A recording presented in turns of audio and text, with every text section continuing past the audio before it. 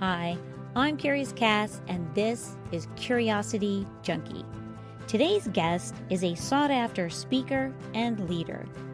She is a psychotherapist who meets her clients at the intersection of spirituality, psychology, and science. She's also a very dear friend of mine. Please welcome Tracy Brady. Hi, Tracy. Welcome back. How are you? Good, Cass. Good to be here. Fantastic. I'm so excited to have you back on. And I'm hoping that we can get into a little bit of meditation and the connection to inner peace. I know that we have talked a lot about meditation in many of the talks that we've brought up, but we just kind of skated around it a little bit. And we haven't dug into it. So I want to dive into it, learn a little bit about what are the benefits of it? Why do people do it? Let's talk about meditation. Okay. Well, so my first experience with meditation was probably 26 years ago. And I was not having a very peaceful time. And I was led into my first guided meditation by a wonderful friend, which kind of gave me my first taste of inner peace. And that was, I was hooked. My mind was blown. We're the only creatures that can actually become aware of things that aren't present.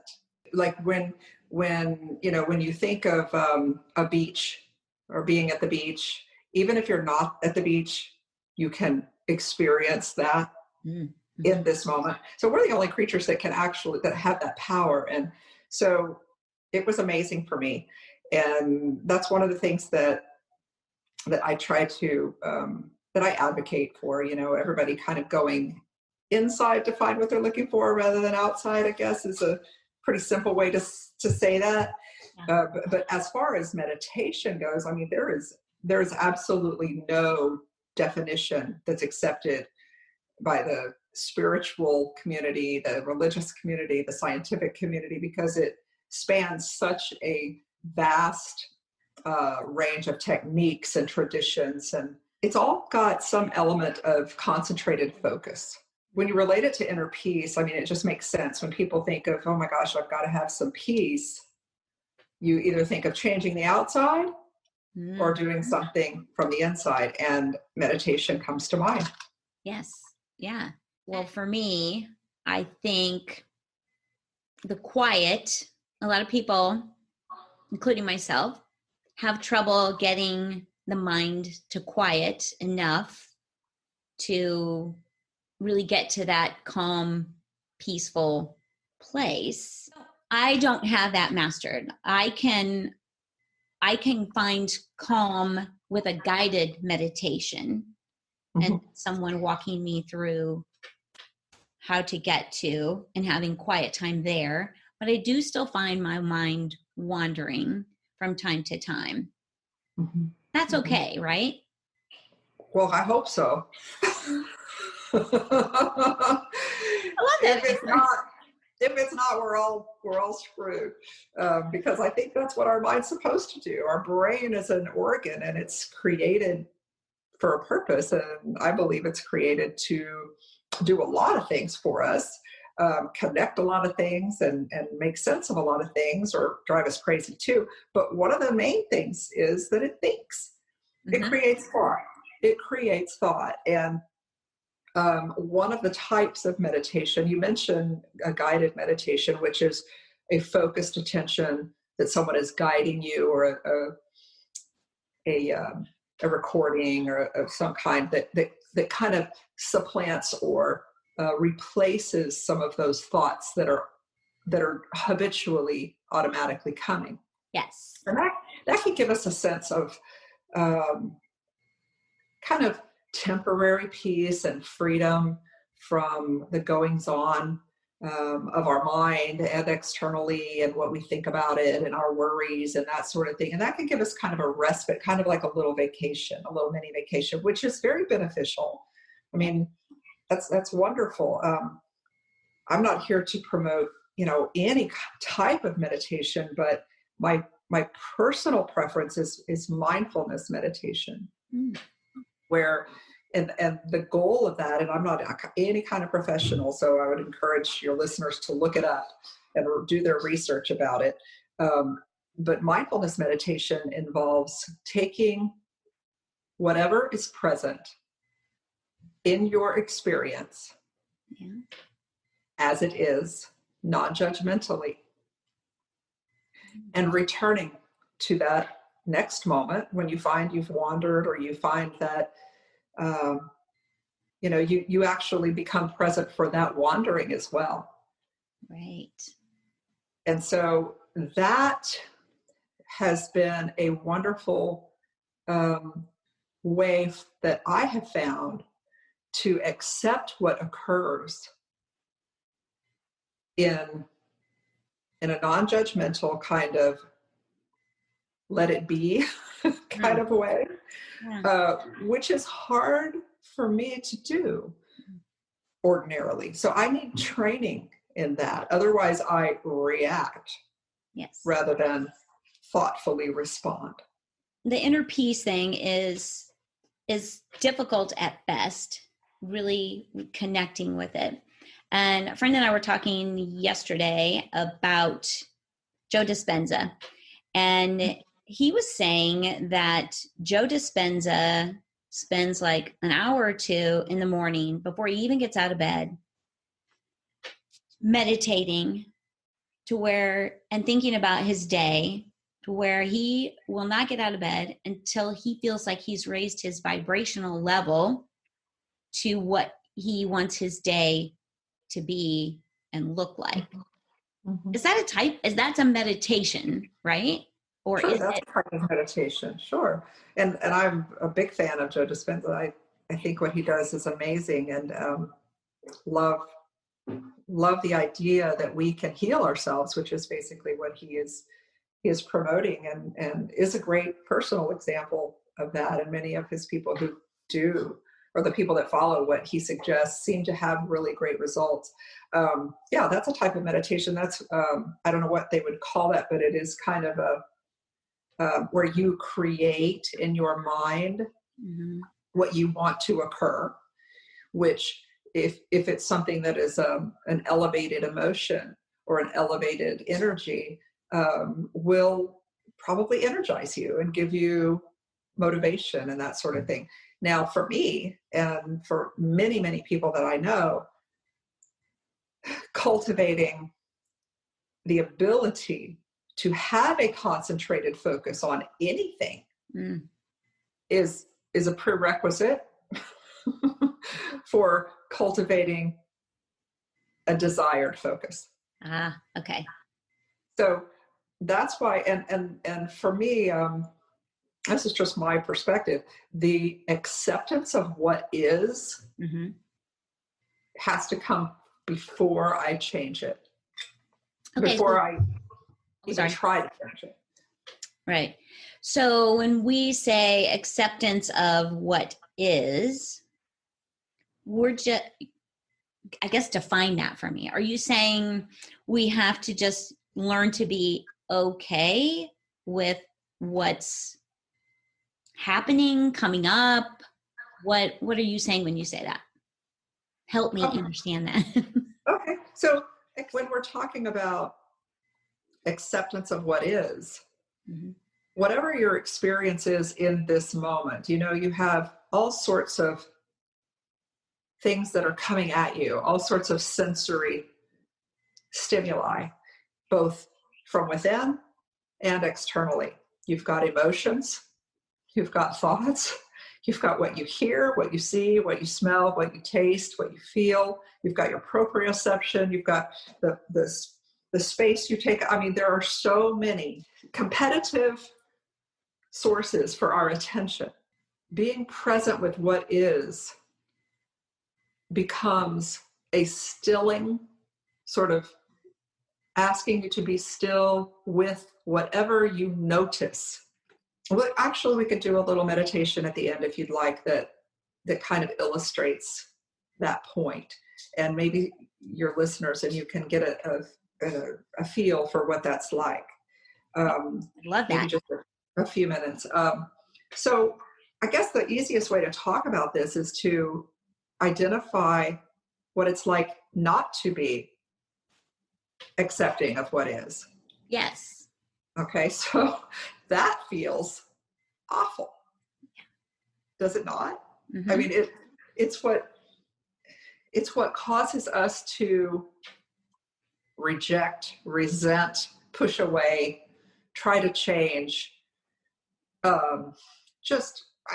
It gives us, on one hand, it gives our sense of being and who we are individually and within our groups, whatever group you may be a part of, a sense of identity.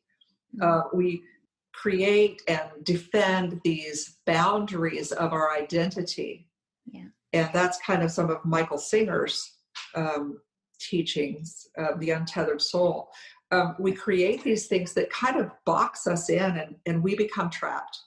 Mm-hmm. We become trapped within whatever it is that we have told ourselves and believed, and created these vows about what's supposed to occur, what should occur, and my role in it.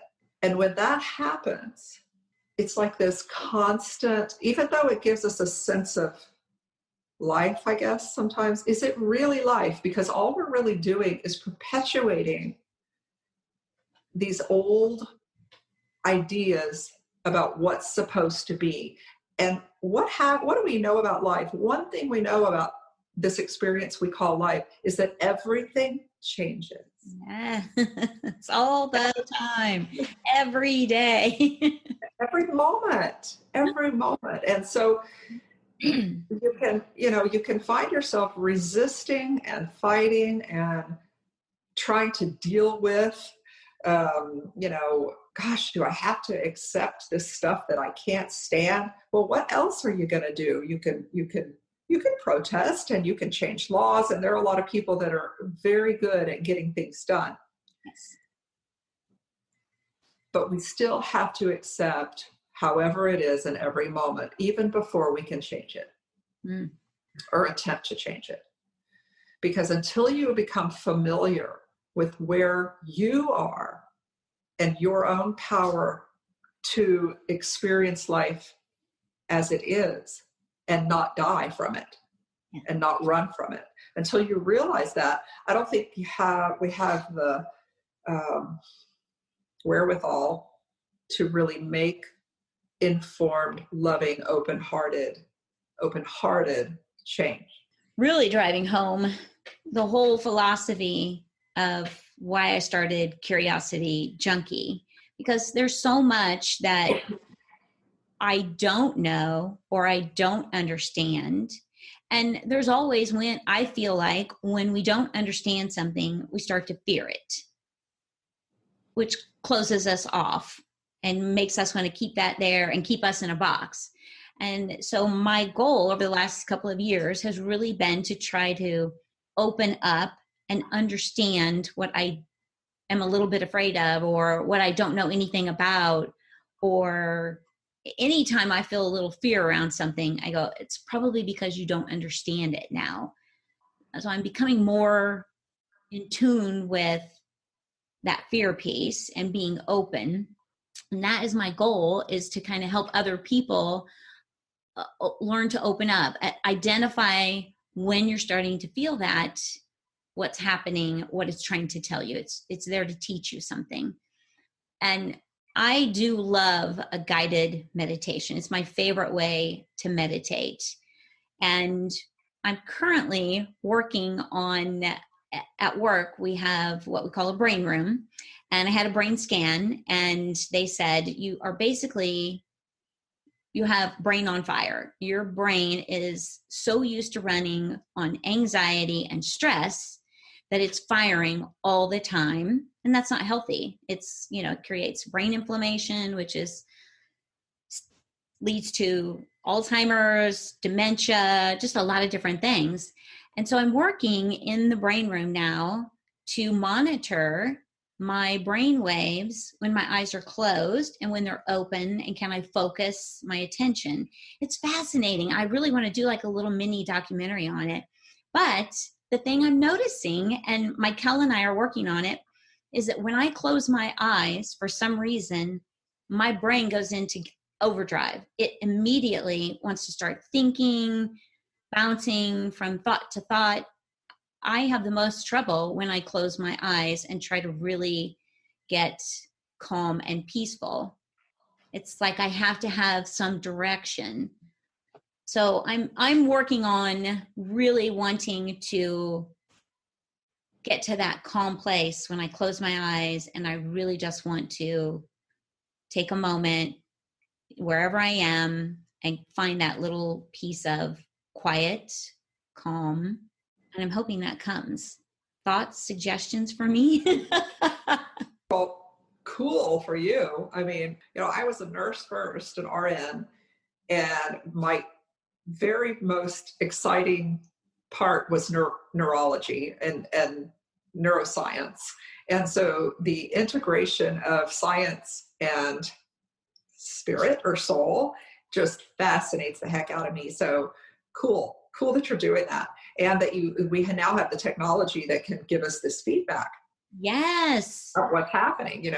I mean, there's as you probably know, there's the MR. You could look up all kinds of scientific data and articles and research that will attest to the benefits of meditation in some form or fashion as it relates to decreasing anxiety, reducing depression, not just that, but blood pressure and heart rate, and like in Joe Dispenza's case, actual healing.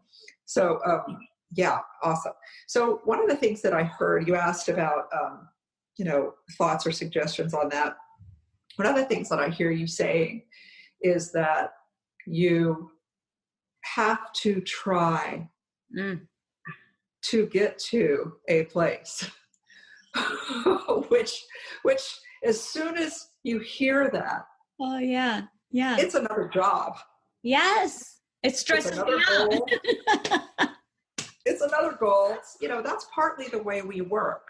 That we've been conditioned to believe and think and be motivated by the idea of, let me add this to who I am and what this means about me, and if I can do that, then it will mean this, and that sort of thing. And what I'm understanding, and not understanding in this sense, but understanding in this sense and experiencing, is that mindfulness meditation or mindfulness, and I would encourage anybody who wants to learn about that to go to tarabrock.com. It's the sense that instead of having to be somewhere else or achieve something new or acquire a skill, it is allowing ourselves to be with whatever it is, and not in a judgmental fashion, though, in a very non-judgmental, accepting presence, just being with. And so one of the things that really illustrates why we do what we do without intention or despite our best intentions, why we're running on a brain fire all the time, is, something like 50 million years of mammalian brain. You've heard of the amygdala? Yes. Okay. The fight, flight, or flee part of the animal brain. Yeah.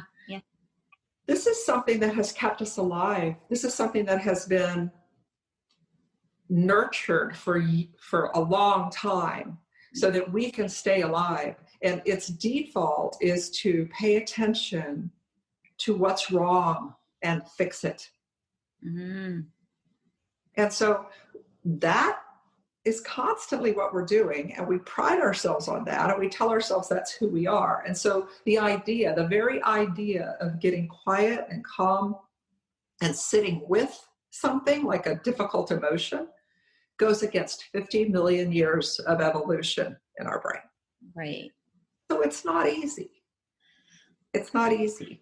But I can tell you that's where our power lies, is learning to place our attention and intention where we want it, not where its default is, because its default is, holy crap, I'm scared. This is awful. What's happening? Fix it. Find a way. Now what? Oh my gosh, you're supposed to do that. What are you I feel like doing? I'm in my brain right now. No. Oh my God. Yeah. What did they say? Why are they doing that? Why aren't they here? Holy cow. What is wrong with you? Why aren't you loving? Why can't you be who you're supposed to be? God. Yeah. I feel like I'm preaching to the choir. Is there anybody that doesn't have those things? And one of the things that Tara Brach talks about, which resonates with something that I've always kind of known in my heart, is that we have this desire and longing to be connected and to feel important and to know we are really valued. And what this sense of fear does all the time is make us feel like there's something out there and there's something in here, and it's separate. And somehow we are separate and we're not good enough and we don't belong. And if only we could do this, we would be okay. And it's a nightmare, and it's awful. And it causes a lot of anxiety, and I think it causes a lot of illness. And it certainly doesn't make our lives fun. No. You know, when we're constantly trying to worry about and fix, you know, how can I be a part of, and how can I prove my value? I mean, it really sucks. Yeah. And so one of the things that this mindfulness meditation does is it opens us up to whatever exists in each moment, so that we can, it kind of, in my mind, it kind of erases the line between out there and in here. I like that. And we can become a more fluid presence in our own lives. And another great thing that it does is it gives us the message that we will be there for ourselves. And that is so important, especially, I mean, I hate to say especially now, but especially now, when a lot of people don't have the same kind of support, distractions, whatever you want to call it, that they used to have, that we cultivate something that exists already. It's not creating something that doesn't exist. It's cultivating something that already exists that can support our being and allow us to take a breath and know that we're safe in this moment. Yeah.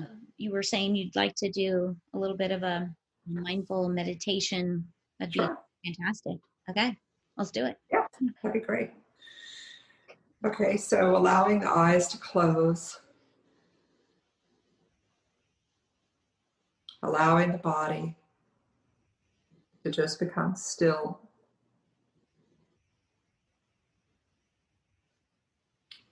We come into this present moment,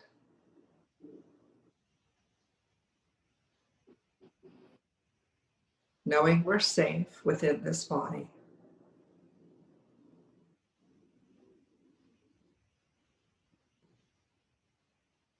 Allow the body to receive a full breath. Noticing the breath's presence here and now. So close.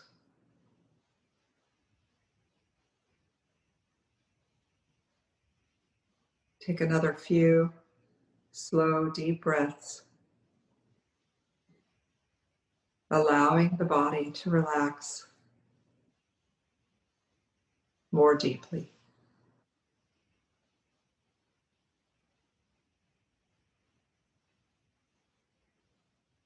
And just scanning the body. Notice if there's any part of the body that is more relaxed.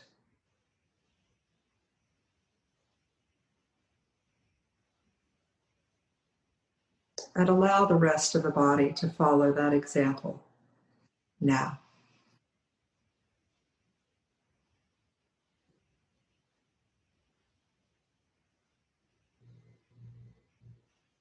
So noticing any sounds,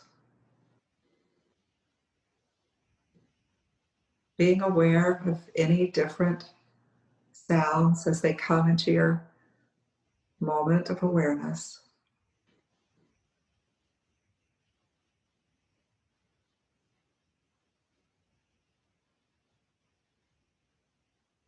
Notice that some are near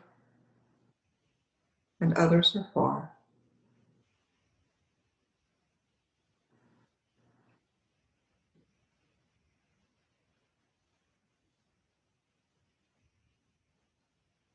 Soft or louder.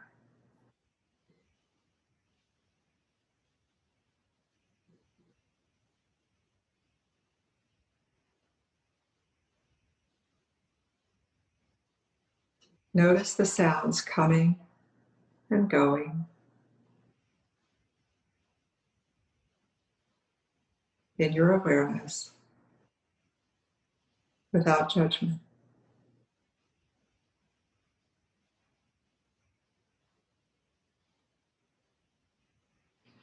Just as you allow also any thoughts or emotions that arise to just simply be here.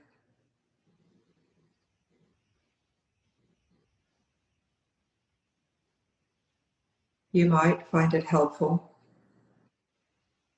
to silently label a thought or an emotion or a sound.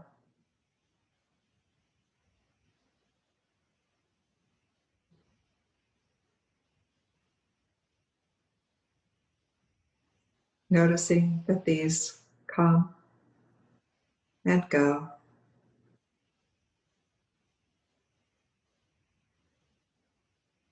And we don't have to do anything else but just be here, being present without judgment.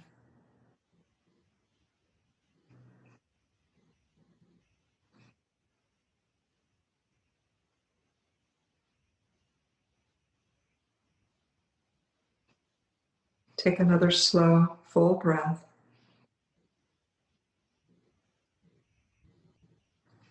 As you honor this time you have taken for yourself.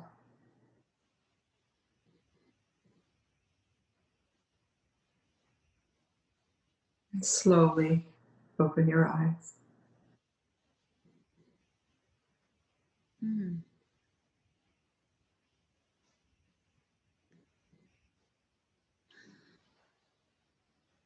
That's beautiful.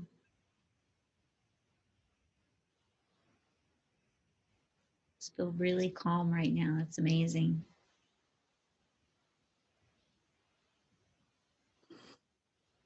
Mm. Me too. That's lovely. That's what I love about meditation. It does bring you just that calm, connected, peaceful awareness. Mm.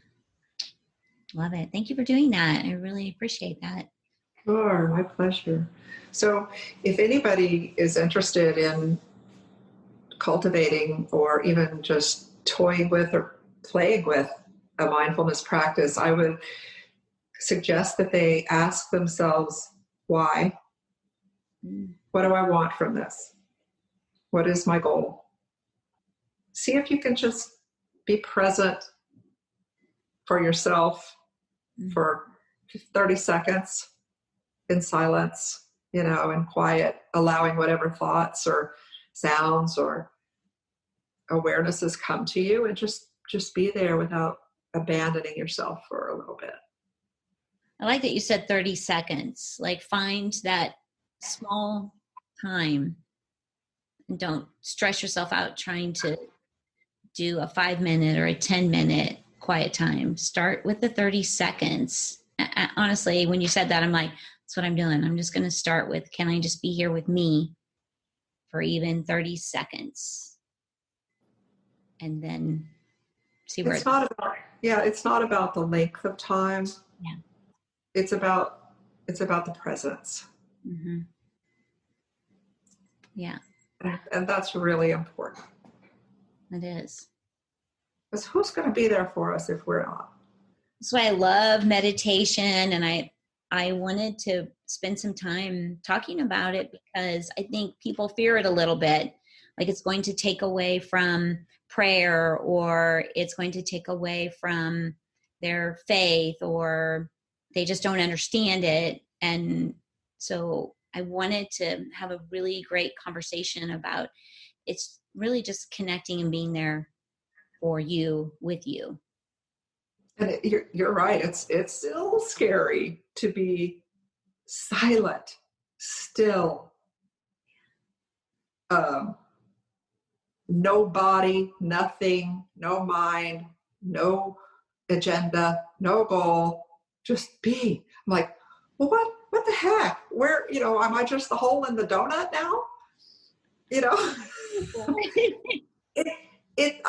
don't think I'm alone there, and maybe sometime we could talk about what peace means to us and what serenity means to us and why we're so afraid of it and how we can move past that. I don't think we can intellectually move past it. I think our experience will allow us to move into a more accepting, more readily accepted existence that feeds who we really are, which is loving presence. That's who we really are.